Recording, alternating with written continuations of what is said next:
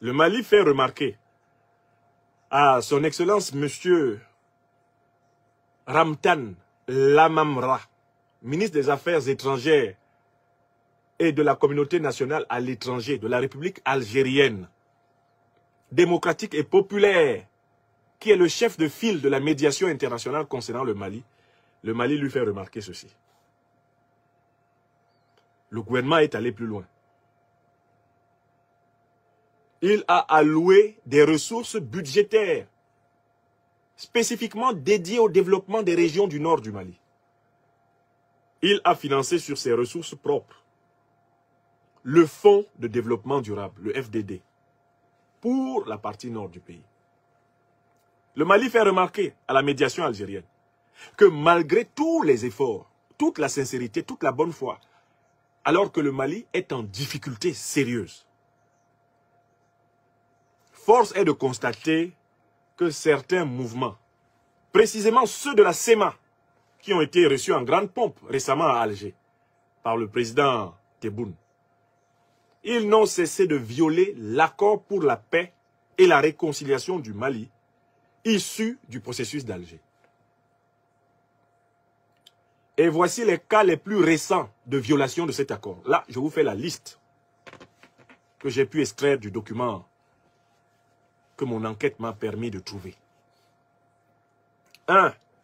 L'installation d'état-major par certains mouvements armés dans le Gourma en 2020-2021. Ils ont carrément installé des états-majors dans la région du Gourma en 2020-2021. Ça, c'est pas autorisé par l'accord d'Alger. La réouverture de postes de sécurité dans les zones de Kidal, Gao, Menaka et Tombouctou. Ils ont installé des checkpoints dans ces zones. Ce n'est pas autorisé par l'accord. Parce que ça s'appelle faire exister un État dans l'État. La délivrance illégale d'autorisation de déplacement sur les sites d'orpaillage. Ils se comportent comme s'ils étaient le ministère des Mines et de l'Énergie du Mali.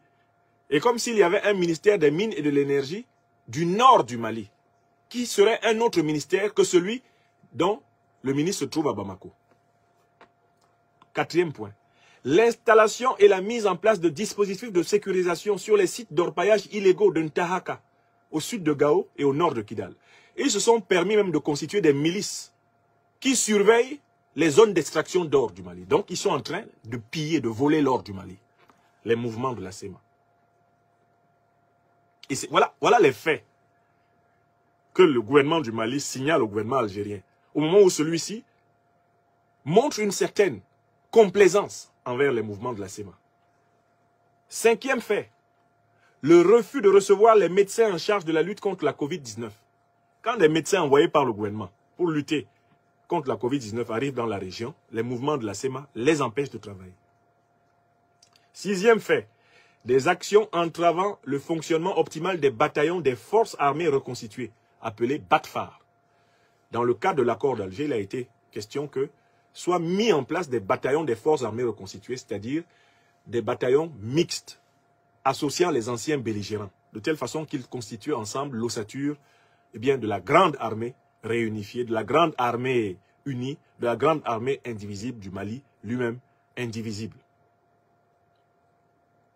Or, la SEMA empêche les BATFAR de fonctionner. Les bataillons des forces armées reconstituées de fonctionner. 7e fait, la conduite de patrouilles tardites par des entités non reconnues, appelées CSP-PSD, sans concertation, ni accord du gouvernement. Ils ont mis en place des patrouilles à Kidal, à Menaka, à Gao, à Tombouctou, à Taoudeni. Des patrouilles qui sont inconnues des autorités maliennes. Donc en fait, ils se comportent comme s'ils étaient un État dans l'État. Un État à part, un autre État. 8e point, l'occupation et l'organisation de rencontres à Anefis. Ils organisent des rencontres non autorisées par l'État malien, sur le territoire malien. Ça, ce n'est pas prévu par l'accord de paix d'Alger. 9e point, l'opérationnalisation d'un tribunal islamique à Kidal, et qui a délibéré sur le cas de 2 éléments du BATFAR de Kidal. C'est-à-dire qu'ils ont instauré dans le nord du Mali, la justice islamique, alors que le Mali est une république laïque, un État laïque. Ils ont installé un tribunal islamique dans le sol malien, se permettant de juger des personnes au Mali conformément à leur compréhension du droit islamique, qui n'est pas du tout le droit public malien. 10e élément. Ils ont organisé la sécurisation de la ville de Kidal par le CS-MAC, et ce, malgré la présence du BATFA. Au lieu de confier la sécurité de Kidal à l'armée malienne réunifiée, ils ont créé un autre système militaire, un autre système de police pour la ville de Kidal, en hostilité avec l'armée centrale, qui, elle, est déjà composée de bataillons mixtes. 11e fait. Écoutez bien ce qu'ils font, ça fait 11. La collusion de plus en plus manifeste avec les groupes terroristes, en violation des résolutions pertinentes du Conseil de sécurité des Nations Unies, notamment les résolutions résolution 2100-2013 du 25 avril 2013, résolution du 25 juin 2014, résolution du 29 juin 2015, qui, entre autres, exigent de tous les groupes armés, c'est ce que disent les résolutions, présents au Mali, qu'ils rompent tout lien avec les organisations terroristes. Fin de citation. Or, les groupes armés de la CEMA sont étroitement en relation avec les groupes terroristes. Ce sont des groupes terroristes. C'est le 11e fait. Et voilà pourquoi le gouvernement du Mali fait remarquer à la médiation algérienne ce qui suit. Ces cas flagrants de violation de l'accord sont d'autant plus préoccupants qu'ils n'ont donné lieu à aucune condamnation de la médiation internationale. C'est-à-dire que les 11 choses là qu'ils ont faites récemment, on n'a jamais entendu l'Algérie les condamner.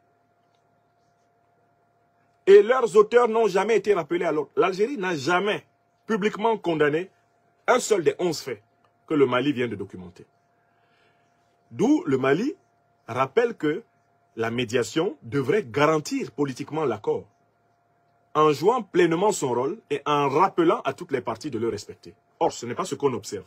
Donc le Mali pointe ici une défaillance de la médiation algérienne.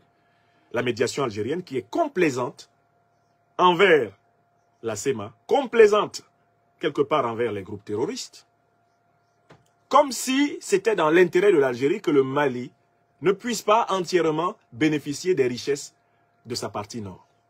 Comme si il y avait une convoitise sur les richesses du nord du Mali, qui fait que on veut favoriser implicitement la CEMA, implicitement les terroristes, afin que Bamako n'ait pas la même mise sur les richesses faramineuses de cette région.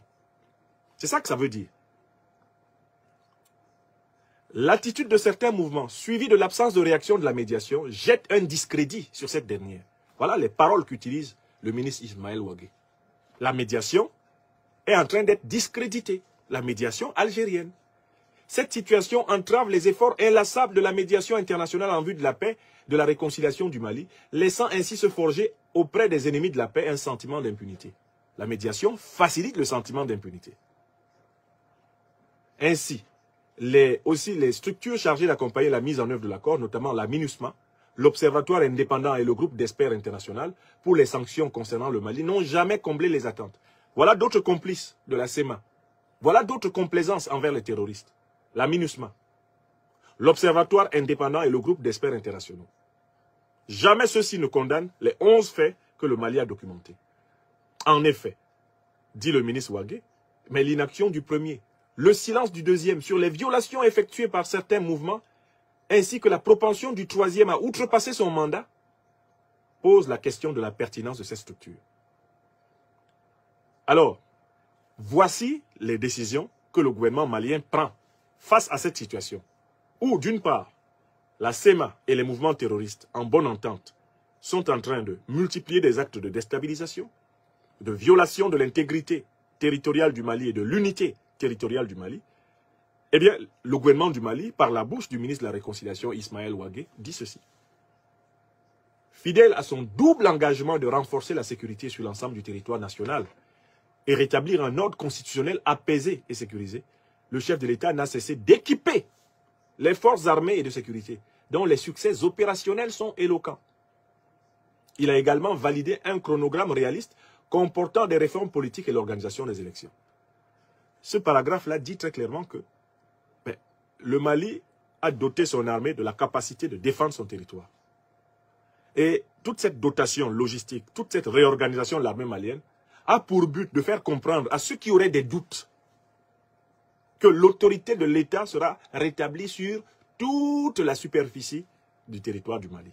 Et que cela ne saurait tarder. D'autant plus que le Mali doit organiser des élections générales en 2024. Avant ces élections générales, un référendum constitutionnel est prévu. Tout ceci ne peut pas se faire de manière optimale avec une SEMA et les terroristes qui multiplient des atteintes à l'identité de l'État, à la tranquillité, à la sécurité, à la paix dans l'État.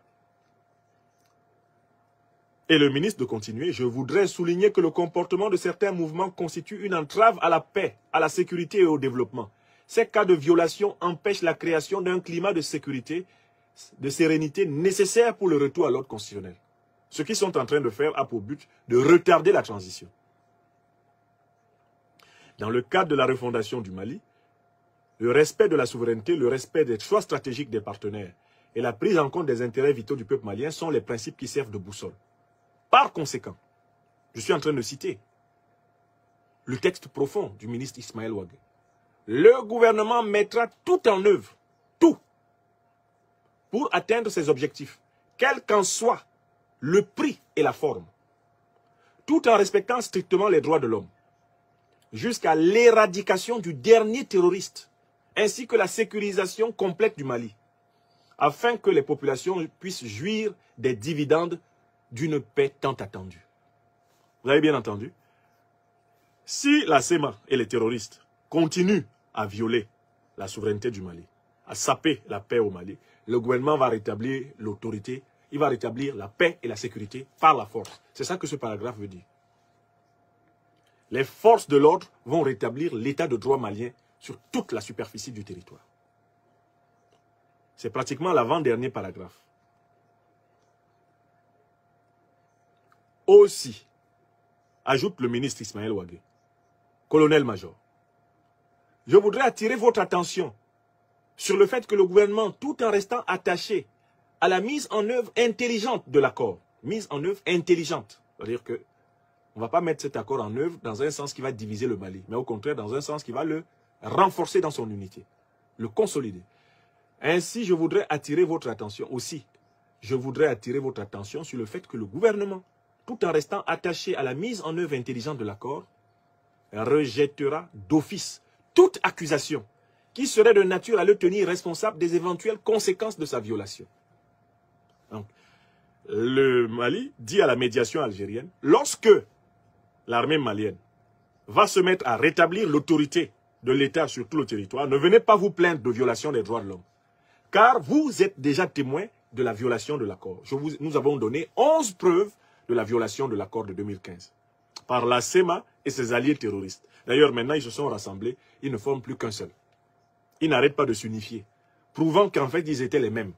Ils appartenaient à la même organisation, mais avec plusieurs têtes, comme tous les individus sataniques. Voilà la teneur du message adressé par le ministre de la Réconciliation du Mali au ministre algérien des Affaires étrangères, adressé au gouvernement algérien, pour leur dire, la SEMA et ses alliés terroristes multiplient les violations de l'accord de paix de 2015. Vous, médiation algérienne, vous ne dites rien. Au contraire, vous leur ouvrez grandement les bras et vous répétez leurs éléments de langage. La MINUSMA, bien sûr, se complaît dans un attentisme complice, tout comme tous les prétendus experts qui ont été nommés dans cette affaire.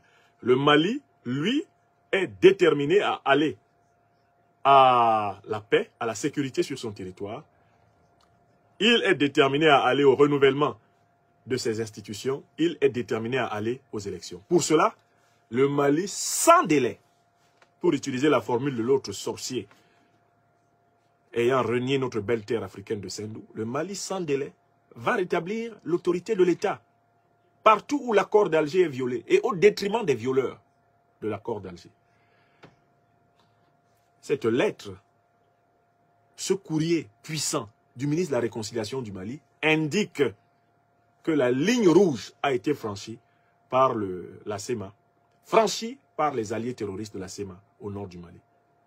Et que le gouvernement du Mali, eh bien, n'aura pas besoin d'une autre déclaration pour agir.